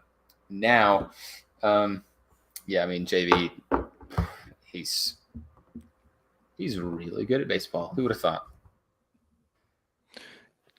Who? Justin Verlander? Justin Verlander, yeah. I thought He's pretty good. I thought he was just good at getting a hot girlfriend. It's his wife now, man. I know, that was the joke. Yeah, Justin Verlander ran away with it. 31st place votes. He beat out Dylan Cease and Alek Manoah, who are the other finalists. They finished 2nd and 3rd respectively. Shohei finished 4th, Fromber 5th, which is pretty crazy. He's the second guy ever not to win the Cy Young after the amount of quality starts that he had in a row, which is pretty crazy. McClanahan finished 6, which is crazy considering his first half. Do you remember when he was like, "Oh, Shane McClanahan's the best pitcher in the world"? It's like the 5th time you swear, right? Can't stop myself. Nobody's watching. That's a degenerate. Shane McClanahan had an incredible first half. It's crazy that he ended up finishing 6th. But yeah, then Shane Bieber, Nestor Cortez, Garrett Cole, and Kevin Gausman round out the rest of that top 10. But yeah, pretty incredible. So I've got here. You want to hear a cool factoid? Okay. Well, I'll save it until we talk about after the next guy. Actually, you guys. It says Verlander is only one of 10 people that have won the Cy Young Award 3 times, joining Roger Clemens, Randy Johnson, Steve Carlton, Greg Maddux, Clayton Kershaw, Koufax, Pedro Martinez, Jim Palmer, Max Scherzer, Tom Seaver. So just some of the best pitchers of all time. He's also the 5th oldest pitcher to win the Cy Young, behind Roger Clemens, Gaylord Perry, Early Wynn, and Roger Clemens a different time.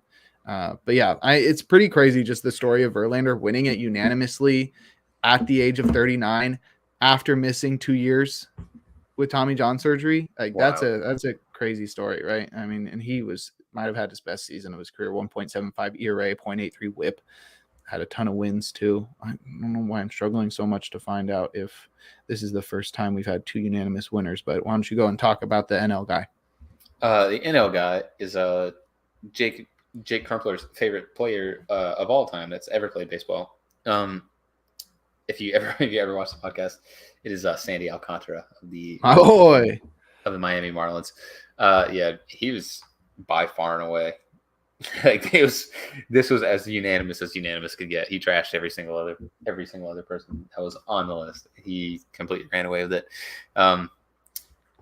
Pitched most innings, Six Can you get complete more games. unanimous than unanimous? Oh yeah, super duper, unbelievable unanimous. They gave Sandy that to Alcantara. him? Oh yeah, they did. What? He had 32 games started, 228 innings pitched,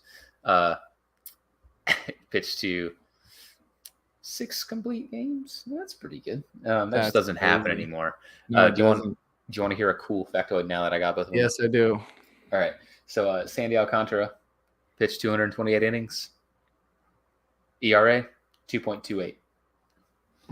Justin Verlander. No way. 175 innings, 1.75 ERA. I love that. That's such a stupid stat, but I love it. That's awesome. Yeah. Well, Sandy ran away with this. I predicted it before the season started that Sandy would win Cy Young. So I got that going for me. I knew this was going to be his year. So he had all the first place votes. Max Fried finished second and Julio Urias finished third. Aaron Nola, Zach Gallen round out the top 5. And then it was Rodon, Corbin Burns, Yu Darvish, Edwin Diaz, Kyle Wright, Logan Webb for some reason, my boy, and Ryan Helsley. Logan Webb's dad follows me on Twitter. So shout out Eric.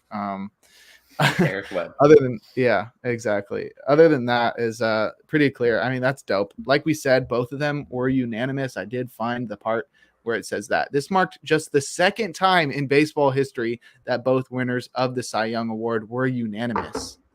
The only other time was in the year of the pitcher, when the American League's Denny McLain and the National League's year of the pitcher, 1968. Oh, it was Bob Gibson. Bob Gibson. Yeah, Denny McLain and Bob Gibson were the only other time that both Cy Young Award winners were unanimous in the same year. So this is a pretty big deal, to be honest. Second time ever. Sandy Alcantara is also the first Marlins pitcher that has ever won the Cy Young. So yes, he is. Lots of cool milestones for Sandy there. He really was just an absolute machine this year. Good boy. Fully expect him to do it next year. He throws hard. He throws hard deep into games. He throws more innings than any other starter. He's just, that guy is nails. He's everything you want out of a starting pitcher. So congratulations to Sandy. What a guy. Yes. Thank you for making me look like a genius. I appreciate it. Stop doing stuff that makes Jake brag, Sandy. Tired of Jake Crumpler. His ego is getting too big. Dude's head's just blowing up like a balloon. Yeah. No, bro, that's this condition I have. Oh, I'm sorry. Sorry for ignoring you. But yeah, that's really cool. Do you want to do the breakouts? Yeah, I say we do, because if not, then we're just going to keep trying to put it at the end of a podcast. And so, I don't know, let's just do it. 15 minutes. Do a timer. Dope. Oh, my God. All right. Well, okay, here we go. Me to this. Yeah, so I did. I wrote an article last year. Looks like it was doesn't have dates. Thanks, Athletes Hub. I don't know when I wrote it. I wrote it sometime. But I did buy or sell 2021 offensive breakout. So I basically went through all the guys that increased their 2021 WRC plus 35% better than their career average, and then had a 25% better WRC plus than their career best. So I just had to put in some things to get a criteria so that we could have legitimate breakouts. But yeah, so that created a list of like 8 guys or so, and then I went through and tried to decide whether or not they were going to be able to keep this up. The first guy that I went through was Frank Schwindel of the Chicago Cubs. He had a 152 WRC plus in 2021. I said he would probably still be pretty dang good because of his combination of low strikeout percentage and high max exit velocity that made him put him in pretty good standing amongst the other guys that had the levels that he reached there. But so I had him as a buy. I had his best case scenario as 2021 Nelson Cruz and his worst case scenario as 2021 Maikel Franco. And it was closer to Maikel Franco. Maikel Franco in 2021 had a 62 WRC plus. Schwindel in 2022 had a 78 WRC plus. So yeah. He plays in Mexico now. That's all you need to know. Yeah, we will both always love Frank Schwindel. He's a one-year wonder. This is one of those guys that, like, Oh, remember Frank Schwindel? Remember that one year where half a year where he was crazy?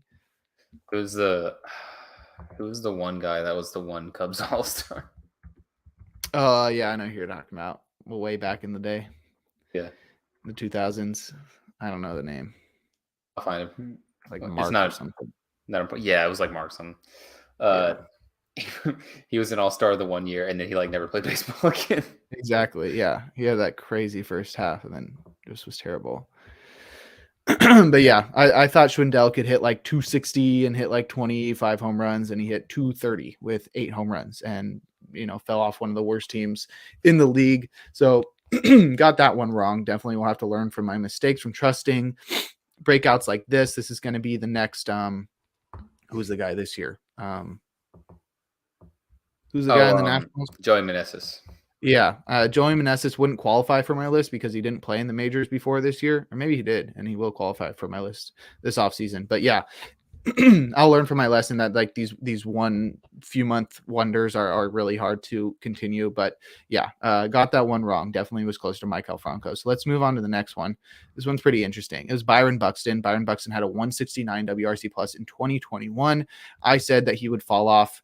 I said I sold that breakout because I think he just gets injured too much, and like he's just not going to be at that level for enough time. And he didn't get injured too much, but he was not at the level that he was in 2021. I had best case scenario is like Fernando Tatis because he's just crazy like that, and then worst case scenario Austin Slater.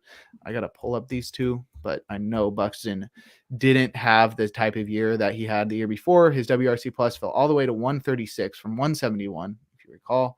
169, that's weird. It's like his WRC plus changed.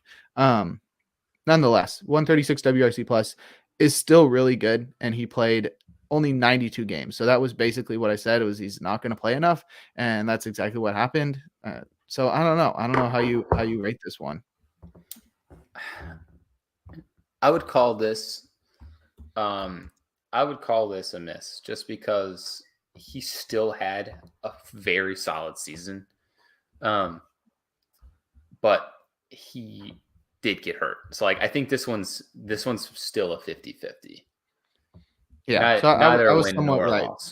I was somewhat right, but it's sort of rough to call him a sell on the breakout. Like I think the skills are there. I think the skills have always been there, but you can glass really bones and paper skin. It's just kind of exactly. Hard. And then held together by massive muscles.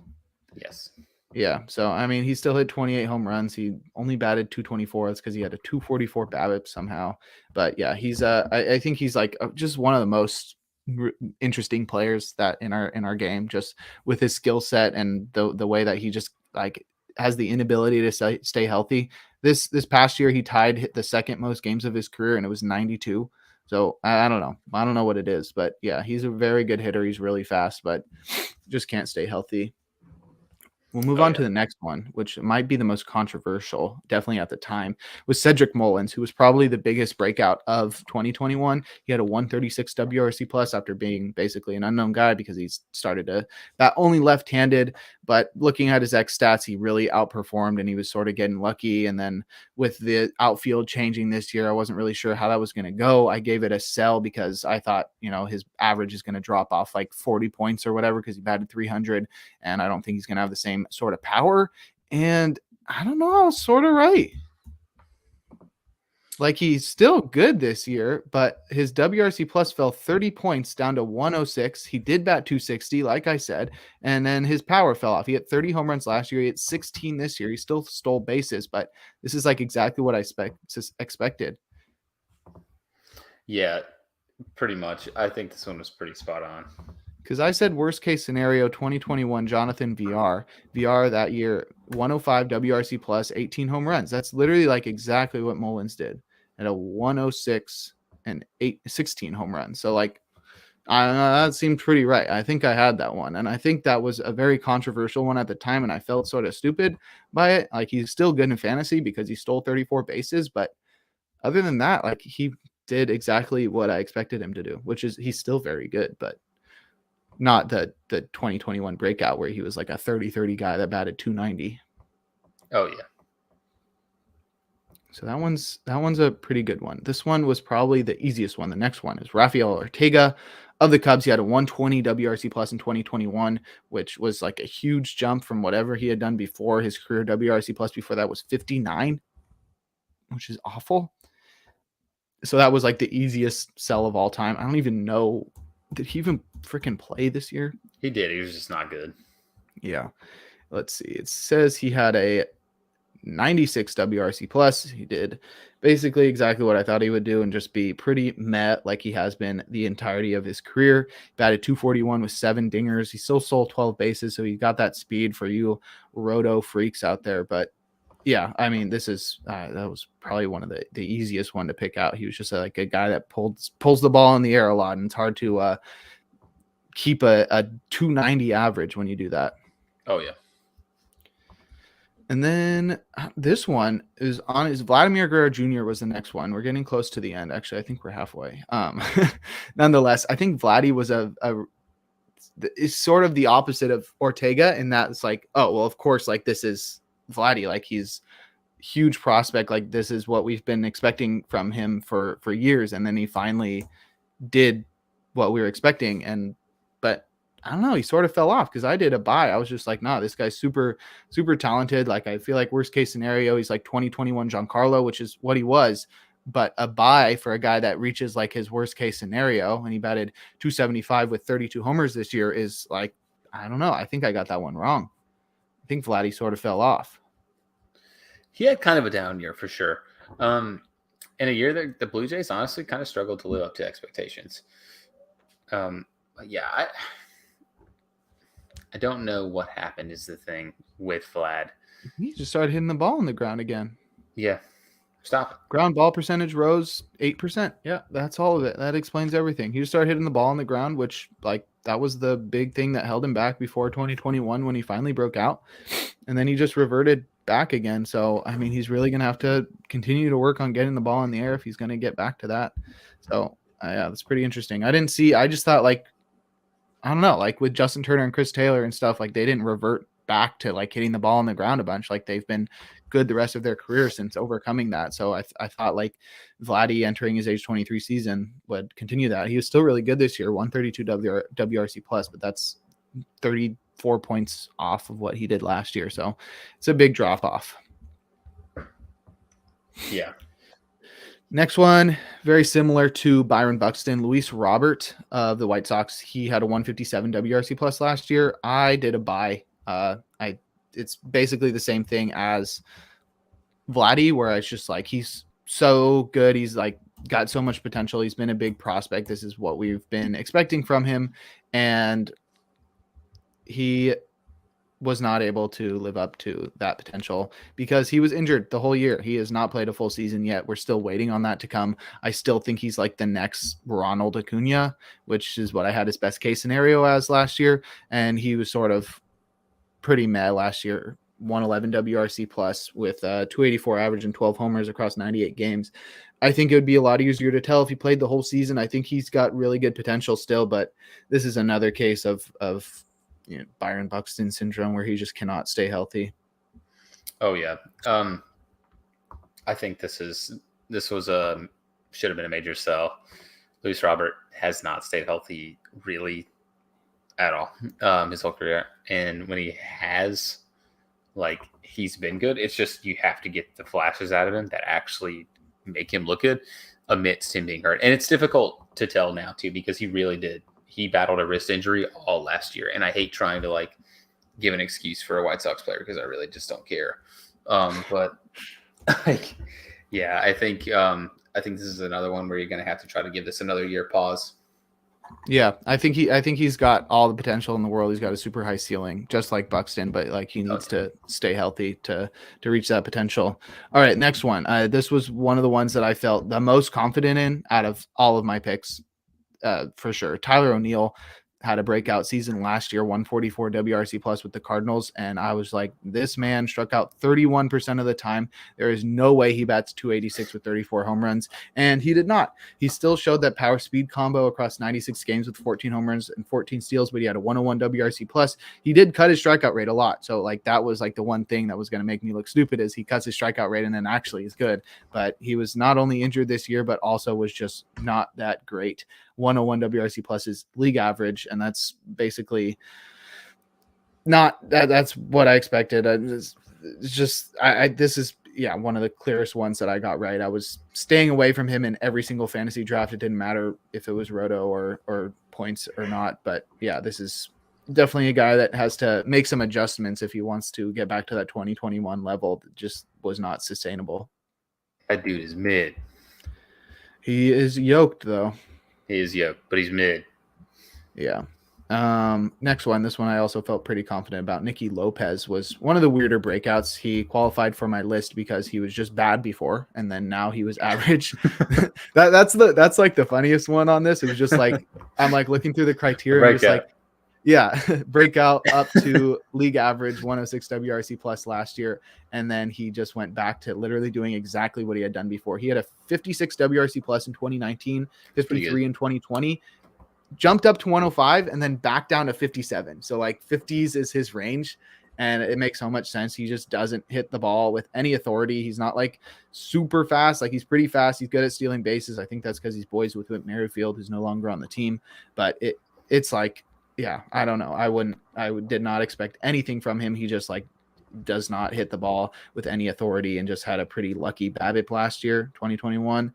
And yeah, it's if you looked at his projections, it was pretty easy to tell that he wasn't going to be able to do this. And then also I was like, oh, he might not even play a lot. He did play a lot, which is goofy of the Royals because he sucked, but he's a really good fielder. So he made up for it that way. But yeah, that's crazy. Holy moly. He had a 5.9 WAR season in 2021. Good God. Right? Oh my Lord. Yeah. So yeah, we knew that wasn't happening again. Oh yeah. Looking at his Savant page is hilarious. He's so bad. Yeah, he doesn't strike out that much. No, but also he's in the first percentile for hard hit percentage. Everything. He's in the first percentile for hard hit percentage, second for average exit velocity, second percentile in barrel percent. He's sixth. Who has a worse barrel percentage than 1.5%? Probably Hanser Alberto, if I had to guess. Yeah, it's Oh no, I have to know. I've got to know. Madrigal. That's a good one. David Fletcher. White Fletcher. No, all better than him, man. I don't know. You can Maybe just Brett pull up Phillips. the list. I got you. This might I be know. worth it. I know what I want to guess. Yeah, that All is right. not good. Keep guessing. I'm pulling it up. Second in barrel percent. Brett Phillips. I'm still pulling. Barrels per plate appearance. Is that what we want? Barrels per batted ball or barrels per plate appearance? I don't know. Switch it around. Oh, there's a lot of guys below him. Oh, someone we've talked about. Ooh. Frank. No. Rafael Ortega. No. Really? Not amongst the breakouts. Someone we talked about earlier. Shoot. Who did we even talk about? Also, a guy that has that dog in him. Oh. Is the teammate of the other guy that we were talking about. Two guys on the same team. One of them has that dog in him. Is one of them Ryan Tapia? No. Jason Hayward. No, bro. Who is the epitome of got that dog in him?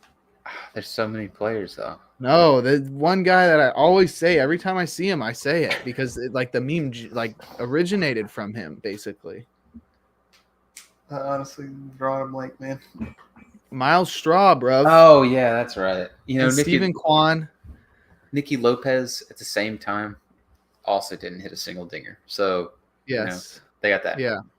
Joey Wendell, Adam Frazier, Stephen Kwan, IKF, Miles Straw, Jose Iglesias. Is Joey Wendell really that bad?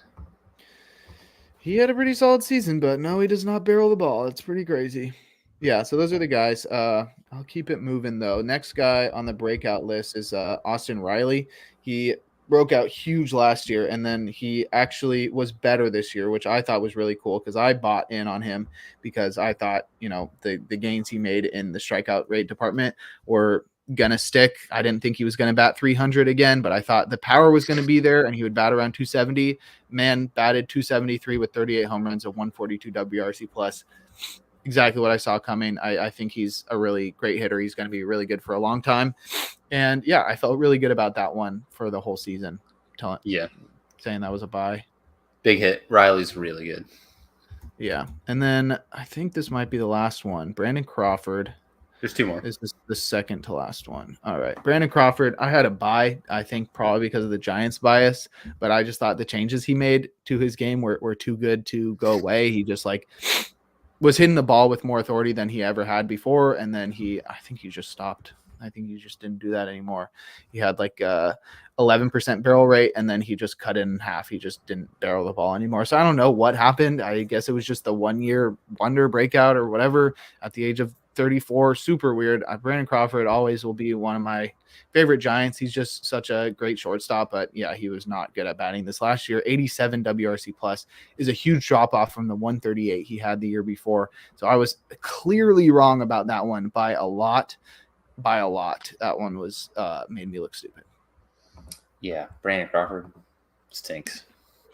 And then the last one is old. Luis Urias. Yes, he is old. The last one is Luis Urias, the Milwaukee Brewers. I was really confident about this one because I thought this was the secret guy that I had found that was going to be really good, just continue to improve.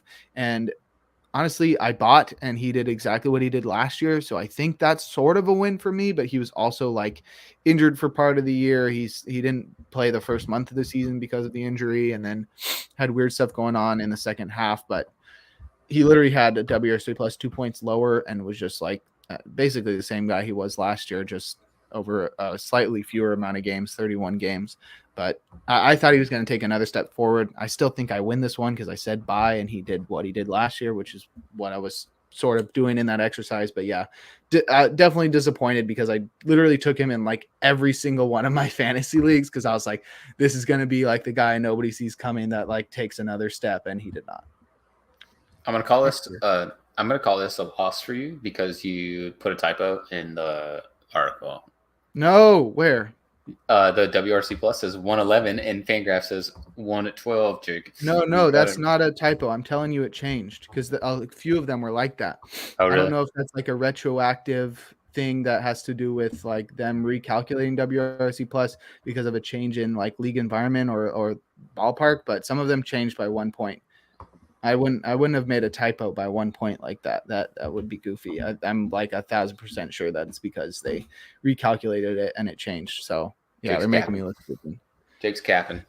Oh, I don't even know what Yeah. that means. Dude's I'm wearing a baseball cap. Yeah, Jake's I am. capping this dude's line. I mean, I'd say it's a win because it's if they sustained. Yeah, They and sustained he did. He did. He just didn't make another step. No, which is It was still- more of a that's just hope. More of a hope. Right. I'll say yeah, but also kind of disappointing. All right. So what is that? What was my percentage there? So we had So you got Urias right. You got Crawford wrong. So there's one. okay, and 1 out of 2, and then Riley Austin right. Riley right, 2 out of 3, Lopez right. 3 out of 4, or 3 out of O'Neill 4, right. 4 out of 5, Robert wrong. 4 out of 6, Vlad wrong. 4 out of 7, Ortega right. 5 out of 8, Mullins right. 6 out of 9. Nice. What did we say for Buxton? We kind of gave that Wrong. one yeah, that one I don't know. And 6 then out of 10. Schwindel super duper unbelievable. 6 out of 11. That's better than 50%. I'll take it. I thought I did better, to be honest. But yeah, missing out on Vladdy and Buxton, which I think those are pretty weird ones. to be honest, because of the injuries and the Vladdy still being pretty solid. But yeah, 6 out of 11. That's a pretty solid percentage. Let's see if I can build on it this year. When I write this article again, I'm sure I'll do it again. It was a lot of work. I think I wrote too many words last year. Definitely looking forward to that article. Me too. And we'll talk about that whenever it comes out. Oh yeah. That is all we have for tonight's episode of Free Baseball. We've on for almost 2 hours now. We've done it. We did it again. We're back to the long podcast. Don't have a closer because just don't have one. Stop asking. Well, it's like 11:30, isn't it for you? Yeah, it's like 11:27. When do you have to wake up? 6:20. Oh my lord! Yeah, you better get to bed. Yeah. Okay. But anyway, join us next week for episode number 37 of Free Baseball. Hopefully, we'll get to talk about some cool free agent stuff. Mm-hmm. And the MVP. Yeah. Where Manny Machado is going to win NL MVP and Paul Goldschmidt is going to fall in a hole. So join us next week for that. You can check me out on Twitter where I shitpost and do a bunch of stuff. At DVSBird on Twitter.com. It's now owned by Elon Musk. Hopefully, he won't shadow ban me. I hope he does. I hope he shadow bans you too. You can follow Jake Crumpler at Jake Crumpler. It's super easy. That's his name. Read all of the things Jake writes and puts out of his face hole on the internet at theathleteshub.org. Yeah. And pitcherlist.com and baseballhq.com. I need to get writing. Me too. We'll collab on something. We'll do something. Let's do it. Yeah. We'll make stuff for baseball. We both like baseball. That's why we do this thing. Well, it's all right, I guess. Just talked about it for 2 hours, and I don't really like baseball that much. It's all right. It's got lots of numbers and stuff. It's pretty cool. Yeah. Mm-hmm. Guys hit the orb with the stick. I like that. But yeah, that's all we got for the night. I'm tired. I'm going to bed. So I thought you were Davis. My name's on the screen, Jake. You just said you were tired. All right. Talk to y'all. I changed my mind. Don't join us for the next pod because I'm going Davis to quits. Join me. Yeah. Join Jake because I'm quitting. Okay. Deal.